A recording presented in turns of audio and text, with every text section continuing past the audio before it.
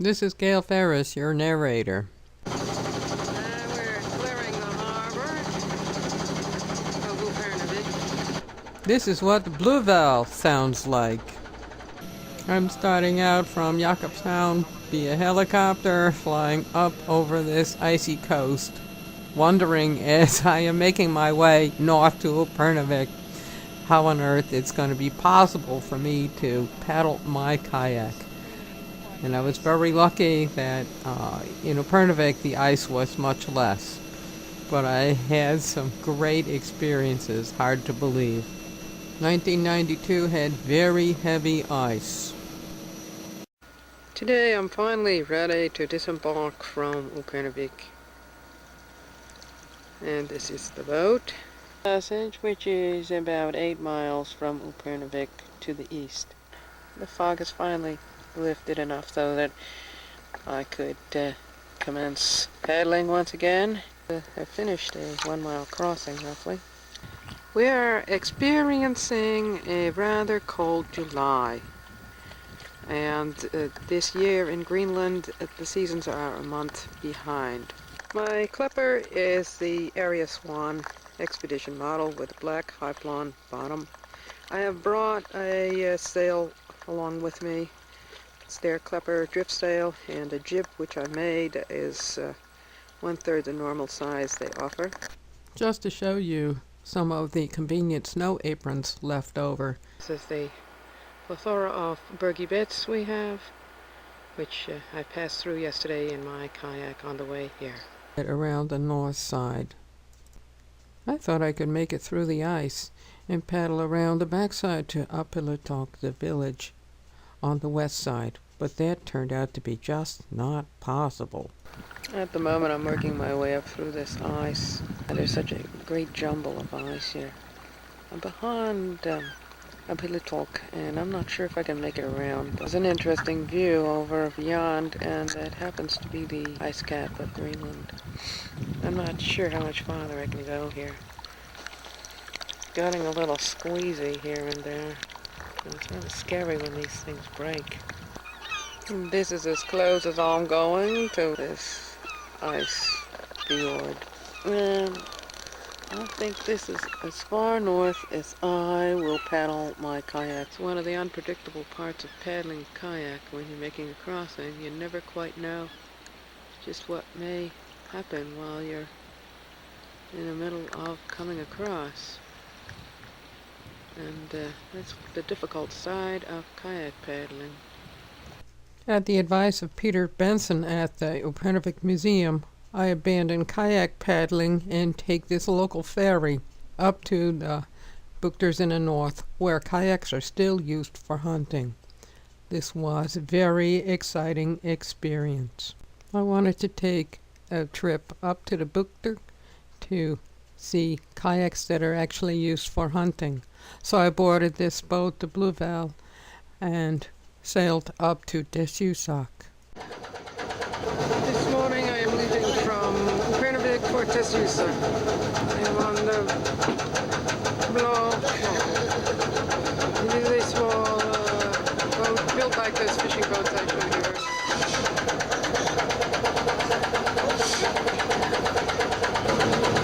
This is a boat similar to the one I'm on. Only this one we're looking at is there's a couple people over, I guess. This is the inside of Upernavik Harbor.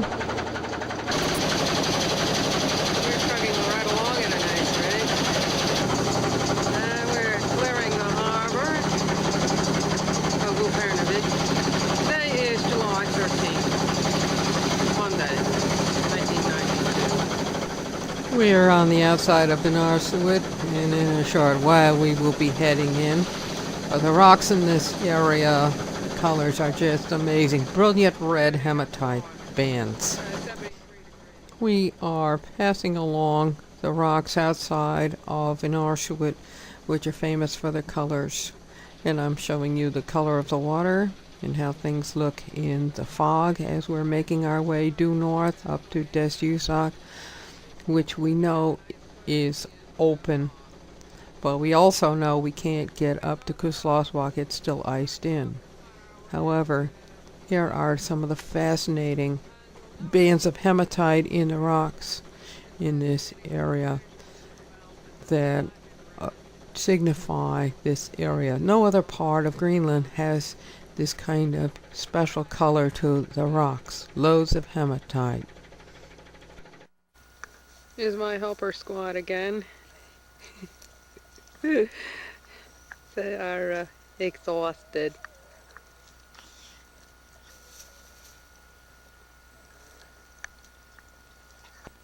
This is a kayak in Tasiusaq, the Upernavik community region. You can see a little skeg has been attached to the surface. This person who lives here is a good hunter. Half of the width is each chine. The largest one is on the top. I estimate it's probably 16 feet long. And the skeg is about 4 inches high and 7 inches long. Looking at a kayak, then I have the feeling it's 18 feet long or close to it. In Tasiusaq. Of interest is the skeg, the add-on skeg. These guys hate following seas, just like I do. Here's the bow, which is fairly deep. Going from the bow back, it's a multi-chine, fairly rounded boat, like the last one.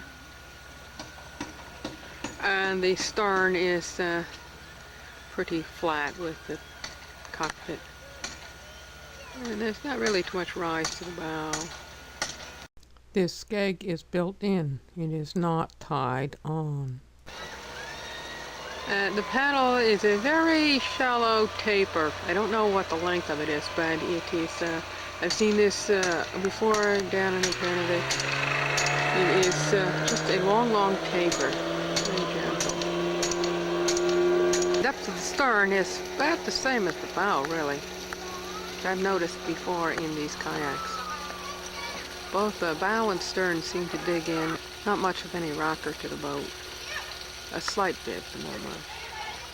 Here you can see that tapered paddle.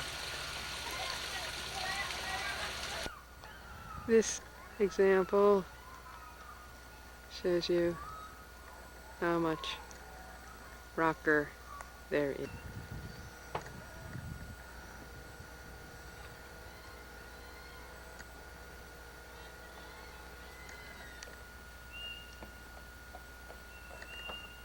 There is a very slight bit of rocker.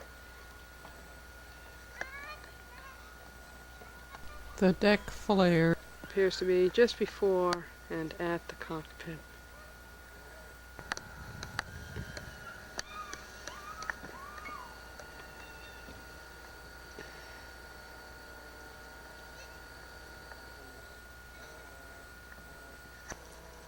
Here's another very fast kayak. Quite a nice one. Here's another very shallow kayak in Tasiusaq. On the order of shallowness, that's what you would see on the East Coast, on the Gaslick kayaks. But every kayak I've seen seems to have a skeg. And if you look at the paddle, it's a very shallow taper and narrow on the order of 3 inches.